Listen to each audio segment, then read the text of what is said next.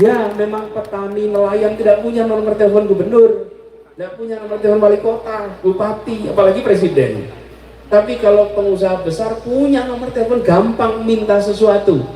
Kita ingin tunjukkan republik ini untuk semua, bukan hanya untuk mereka-mereka yang hari ini berkekuasaan ekonomi.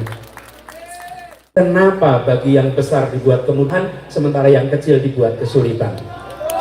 Betul tidak?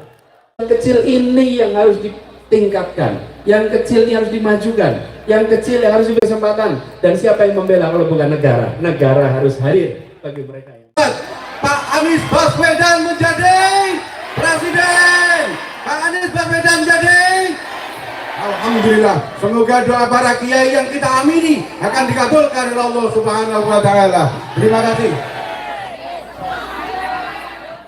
Halo warga Provinsi Sumatera Utara, pemilu serentak sebentar lagi. Jangan lupa datang ke TPS hari Rabu 14 Februari 2024. Anda akan diberikan 5 surat suara dengan warna yang berbeda. Pilih surat suara yang berwarna biru untuk DPRD Provinsi, Dapil Provinsi Sumatera Utara 2. Lalu, pilih Partai Nasdem dan capres nomor urut 3, Dr. Sely Gustika Zaman. Ingat, pilih Partai Nasdem dan capres nomor urut 3, Dr. Sely Gustika Zaman. Perjumpaan itu, Dawang Soleh menunjukkan puisi-puisi yang ditulisnya. Saya terima bukunya, kumpulan puisi itu. Dan kumpulan puisi itu tidak bercerita sekedar tentang khayalan yang menjadi kata-kata, tidak bercerita tentang imajinasi yang tanpa ada rujukan fakta. Yang dituliskan adalah kalimat-kalimat yang mencerminkan kondisi sosial masyarakat yang ada di Indonesia. Potret atas masyarakat kita, atas masalah politik, masalah ekonomi, masalah budaya oleh Kiai Dawang Soleh diterjemahkan dalam deretan kalimat puitis yang menggugah, kalimat puitis yang mengirimkan pesan-pesan untuk kita tak tinggal diam, untuk kita berubah. Saya membaca puisi itu dan saya merasakan ini adalah pribadi pejuang yang memiliki rasa seni sastra yang luar biasa. Banyak yang punya nuansa seni sastra tapi tak punya semangat perjuangan. Tapi banyak juga yang punya semangat perjuangan tapi tak punya nuansa seni dan sastra. Ini ditambah lagi seorang alim yang memiliki pondasi pemahaman keagamaan yang luar biasa. Karena itu saya merasa ditakdirkan berjumpa dengan pribadi yang ternyata sanatnya agak nyambung-nyambung sedikit. Beliau itu mondoknya di Gontor. Kalau saya pernah di Pabelan oleh Kiai Hamam Ja'far. Nah, Kiai Hamam Ja'far dengan Kiai Dawang Soleh satu pondokan di Gontor. Jadi ada sambungannya kita. Bahkan kalau mau lebih jauh lagi, pendiri Gontor itu Kiai Sulaiman Jamaluddin. Beliau adalah menantu Kiai Haji Ageng Kiai Ageng Muhammad Besari di Tegalsari, Ponorogo, yang kebetulan tinggalan rumahnya itu diwariskan dan sekarang menjadi tempat tinggal kami di Jakarta, yaitu rumah Kiai Ageng Muhammad Besari. Nah, tapi yang lebih penting lagi, buku itu saya bawa Pak Yai, saya baca, dan kemudian saya berniat, insya Allah satu saat saya harus sampai ke tempat pondok di mana beliau mendidik santri-santrinya. Dan alhamdulillah niat yang diungkapkan 18 Maret 2023 tertunaikan hari ini 29 Desember 2023. Jadi belum ganti tahun Pak Yai, masih tetap tahun 2020. Tapi bonusnya luar biasa. Niatnya ketemu Pak Kiai Dawang, ketemunya dengan panjenengan sedoyo yang luar biasa bersemangat untuk perubahan. Ya, kita sedang mengikhtiarkan perubahan. Kita menginginkan republik ini menjadi republik yang adil makmur untuk semua, bukan adil makmur untuk sebagian. Kita tidak ingin adil makmur untuk sebagian. Dan tadi disampaikan tentang amanah yang dititipkan. Bapak Ibu sekalian, ini kan banyak orang tua santri di sini. Saya ini kedapatan amatar. Saya ini dipanggil dulu ketika tugas di Jakarta sama. Tugas di Jakarta itu mereka mencari siapa yang bisa menjadi gubernur, siapa yang bisa ikut pilkada. Saya ditarik, dimintai kesediaannya. Saya ini kalau sehari-hari ditanya apa, saya ini guru, saya ini dosen, ngajar, mulang. Tapi kalau ada panggilan tugas di luar, bismillah, saya akan terima panggilan tugas di luar. Dan 2017 begitu. Sebetulnya di saat pendaftaran pilkada itu harusnya saya di New York, harusnya memberi pidato tentang pendidikan di bagian dari sidang umum PBB bulan September tahun 2016. Harusnya saya di sana. Lah kok dilalah 3 minggu sebelum acara itu saya kena demam berdarah, dirawat di rumah sakit seminggu atau 10 hari, sehingga dokter bilang tidak boleh bepergian jauh. Karena tidak boleh bepergian jauh, saya berada di Jakarta. Pas saat penentuan pencarian orang, saya di Jakarta. Jadi saya diminta saya bisa ikut. Coba bila Allah tidak kirimkan satu nyamuk, saya tidak berada di Jakarta. Satu nyamuk aja itu. Kalau tidak digigit nyamuk, saya tidak di Jakarta. Kalau tidak di Jakarta, saya tidak ada urusan dengan pilkada di Jakarta. Anggota partai bukan, punya modal tidak, rumah masih kredit juga, sama lah kita di sini, sama. Dan kemudian saya dapat tugas itu, sudah selesai. Yang mendukung waktu itu partainya PKS dan Gerindra. Lalu tugas saya di Jakarta, menjelang di ujung tugas di 2022, Partai Nasdem yang dulu mendukung yang di seberang mengikuti perkembangan. Padahal dulu selalu mengkritik, TV-nya juga. Iya, dikritik terus saya. Dan banyak fitnah kan? Banyak sekali fitnah. Tapi apa yang dikerjakan? Pak Surya Paloh melakukan investigasi kira-kira. Dilihat, ini berita-berita ini benar nggak sih sebetulnya? Ketika dilihat kenyataannya sebaliknya. Dan apa yang terjadi? Nasdem memutuskan untuk mempertimbangkan 1 dari 3 nama bulan Juni. Betul ya? 1 3 nama. Dan di bulan Oktober waktu itu saya yang diminta untuk menjadi calon presiden oleh partai yang dulunya tidak mendukung. Dan partai itu malah mengatakan ini semua kabar-kabar bohong yang disebarkan selama ini, dan memilih untuk mendukung. Dan sesudah itu apa? Cobaan pada Nasdem tidak pernah selesai. Betul tidak? Nih partainya Pak Yoto nih. Iya, cobaannya kemudian banyak. Ya kalau saya udah melewati 5 tahun. Jadi kalau ditembak-tembak itu rasanya cuman kayak dilempari tusuk gigi gitu. Geli-geli gimana gitu loh. Karena sudah kena basoka berkali-kali gitu. Oh pernah ada yang tanya, Pak nanti jenengan dikuliti loh. Terus saya jawab, emang masih punya kulit apa? Namun sudah dari dulu dikuliti ya. Jadi ini adalah sebuah perjuangan. Semakin banyak tantangan, semakin kita yakin bahwa kita akan mendobrak dan membuat perubahan mendasar di Republik ini. Oke? Kalau kita didiamkan, nah berarti ini nggak akan bikin perubahan ini. Tapi begitu mau bikin perubahan, maka semua yang merasakan kenyamanan hari ini, kenyamanan yang keliru pasti gelisah. Kalau kenyamanan yang benar pasti tenang. Tapi kenyamanan yang keliru pasti gelisah. Nah misalnya gini, saya ngomong dengan para petani. Ini Pak Yai kalau ke petani itu, mereka selalu cerita, ada 3 masalah. Apa 3 masalah itu? 1 pupuk, 2 pupuk, 3 pupuk. Pokoknya pupuk, itu masalahnya tuh, betul tidak? Coba, ya kalau nelayan soal. Nih, harga jual gabahnya murah, betul ya? Tapi berasnya, nih ibu-ibu, beras murah atau mahal? Berasnya murah atau mahal? Mahal. Terus kok bisa uang dari beras yang mahal itu sampainya di petani gabah murah? Ada yang hilang di jalan ini, betul tidak? Uangnya kemana ini? Itu dia. mafia-mafia yang beroperasi di situ, betul tidak? Kira-kira mafia ini hari ini mendukung nomor satu tidak? Jadi apa yang mafia ini kerjakan kira-kira? Macem-macem. Kenapa? Lambung bakal diperangi kok.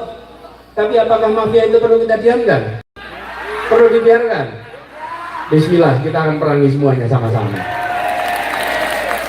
Jadi kami itu makin menjalani segala macam produksi fitnah tidak berhenti, betul tidak?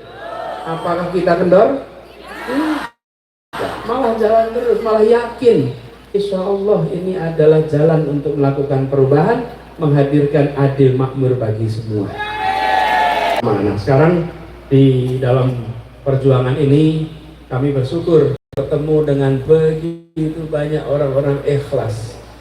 Jadi saya sendiri ini ketimpaan amanat tidak mungkin saya kerjakan sendiri. Di mana-mana yang bikin poster rakyat itu, kalau poster rakyat itu fotonya mirip Anies, Pak. Mirip, tulisannya juga mirip Anies Muhaimin gitu. Posternya apa cirinya? Warnanya beda-beda, gambarnya tidak standar, masangnya pun rada miring-miring sedikit.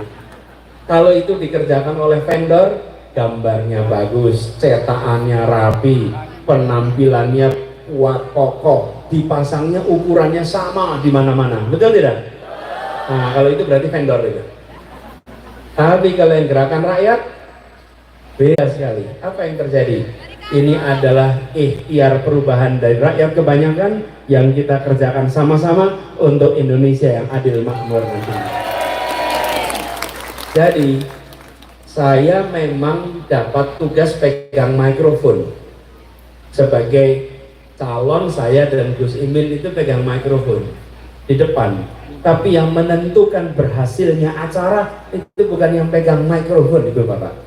Saya hari ini saat ini saya pegang mikrofon. Yang tadi berdiri itu hanya MC, Kori, Pak Yai, lalu saya 4. Tapi yang membuat acara ini berjalan dengan baik siapa?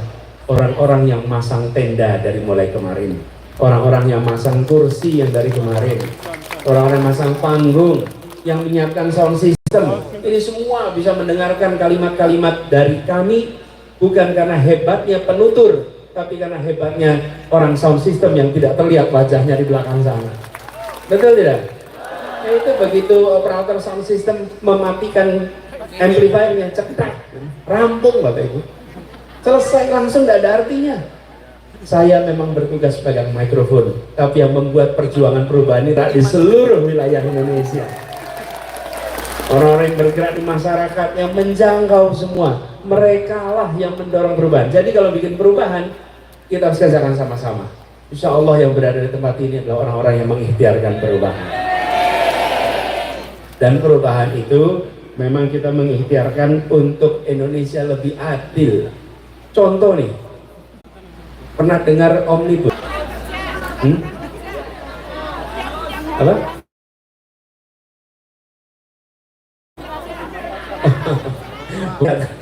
Omnibusnya undang-undang cipta kerja yang melakukan revisi atas banyak undang-undang. Tujuannya apa?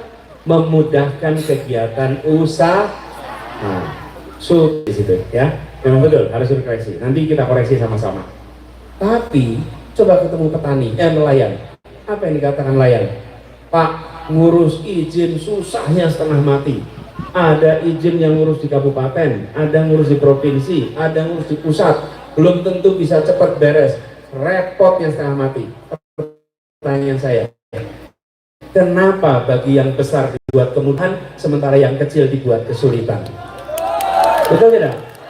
Nah, kita ingin buat keadilan. Keadilan itu prinsip sederhana, membesarkan yang kecil tanpa mengecilkan yang besar. Tapi yang kecil jangan dibiarkan kecil terus. Kita juga tidak perlu memusuhi yang besar, tapi jangan yang kecil dibiarkan kecil terus.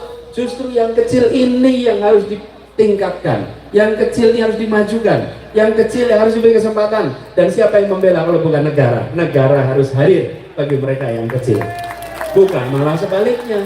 Ya memang petani nelayan tidak punya nomor telepon gubernur, tidak punya nomor telepon wali kota, bupati, apalagi presiden. Tapi kalau pengusaha besar punya nomor telepon, gampang minta sesuatu. Kita ingin tunjukkan Republik ini untuk semua, bukan hanya untuk mereka-mereka yang hari ini berkekuasaan ekonomi, bukan hanya yang berkekuasaan politik. Jadi kita ikhtiarkan sama-sama. Nah, perubahan ini yang harus kita dorong bersama. Karena itu Bapak sekalian yang kami hormati, di dalam kesempatan ini saya mengajak kepada semuanya, mari kita bergerak bersama.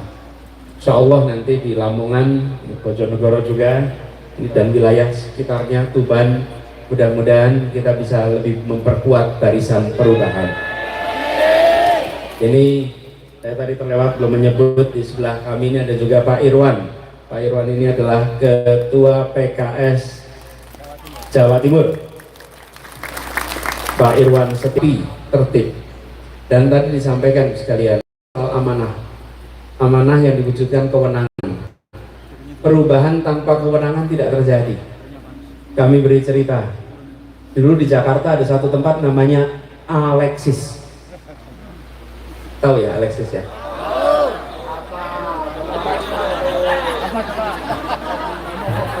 Ya. Taunya bilang aja tahu dari internet gitu, nggak apa-apa. Yang penting bukan tahu tempatnya gitu. Tahu dari internet namanya, ya? Itu tempat maksiat. Dimusuhi, semua orang protes, demo, bisa tutup? Nggak bisa. Lalu di 2017 terjadi pergantian gubernur di Jakarta. Pada saat pergantian gubernur, Alexis kemudian ditutup cukup dengan selembar kertas dan sebuah tanda tangan. Betul. Itu namanya kewenangan. Mau membuat kewenangan soal pupuk perlu tanda tangan. Kewenangan soal perizinan perlu tanda tangan. Mau bikin kewenangan soal apa lagi? Solar, semua perlu kewenangan. Nah sekarang pertanyaannya, ada 3 pilihan. Yang perubahan yang nomor berapa? Kita mau perubahan atau mau melanjutkan? Inilah pesan yang kita bawa sama-sama. Jadi apa yang tadi dititipkan pesan oleh Kiai Dawam Soleh terkait dengan kewenangan, insya Allah itu jadi pegangan kami. Jadi pegangan yang dimiliki hari ini adalah kepercayaan yang diberikan lewat partai politik dan seluruh gerakan relawan. Insya Allah itu kita jaga sama-sama. Kita jaga sama-sama sehingga nanti berujung pada keberhasilan. Di Bapak sekalian, kami ingin meneruskan, tapi sebentar lagi akan ada adzan zuhur.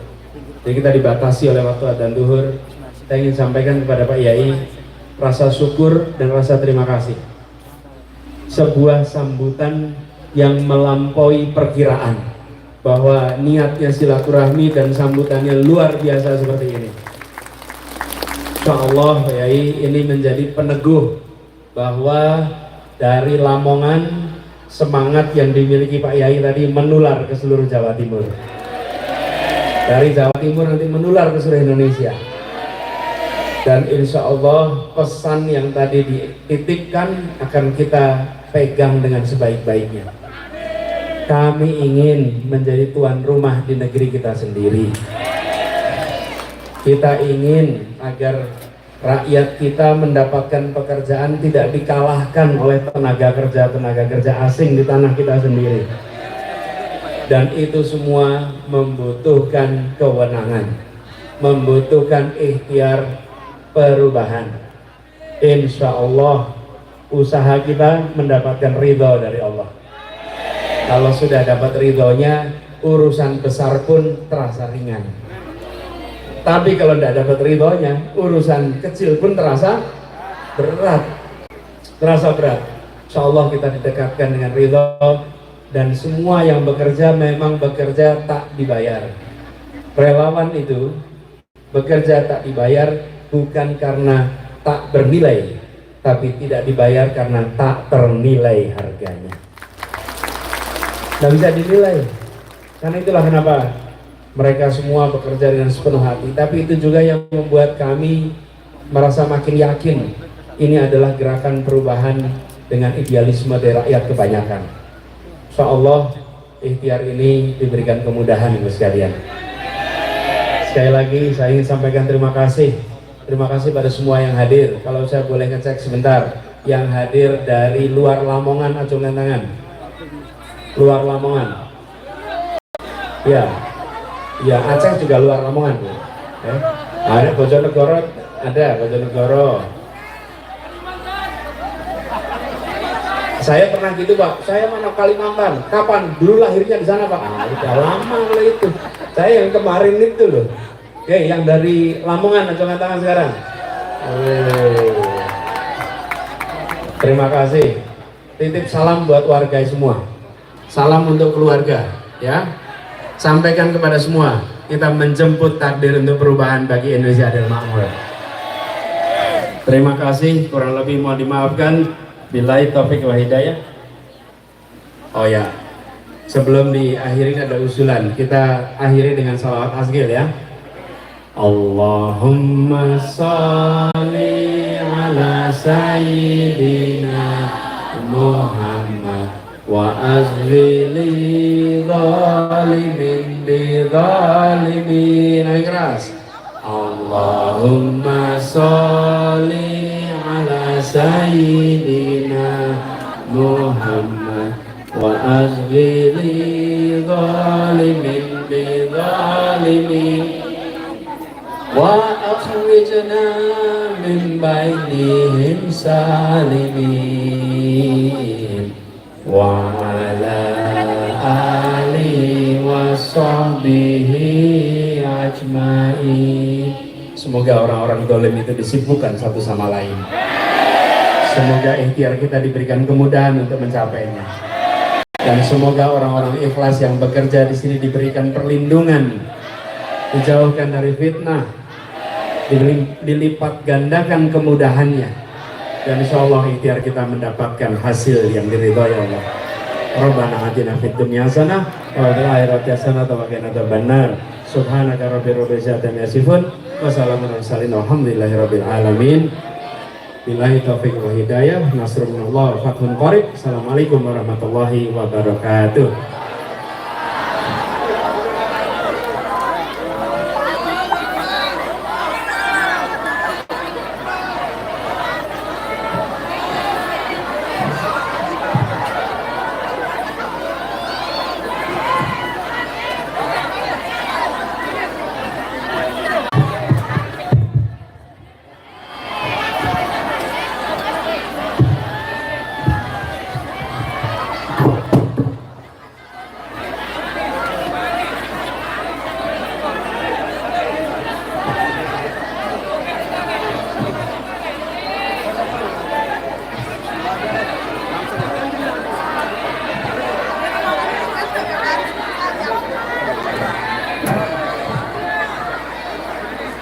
Terakhir, marilah.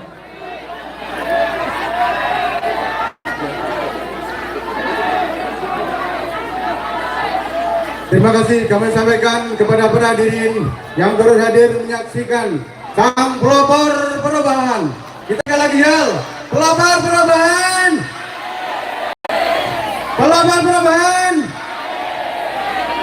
Marilah acara pada siang hari ini kita tutup bersama dengan bacaan Alhamdulillah, Alhamdulillahirrahmanirrahim, dan segera kita menuju masjid untuk melaksanakan sholat Jumat. Wassalamualaikum warahmatullahi wabarakatuh. Segera kita jemput takdir perubahan di tahun 2000. Halo warga Provinsi Sumatera Utara, pemilu serentak sebentar lagi. Jangan lupa datang ke TPS hari Rabu 14 Februari 2024.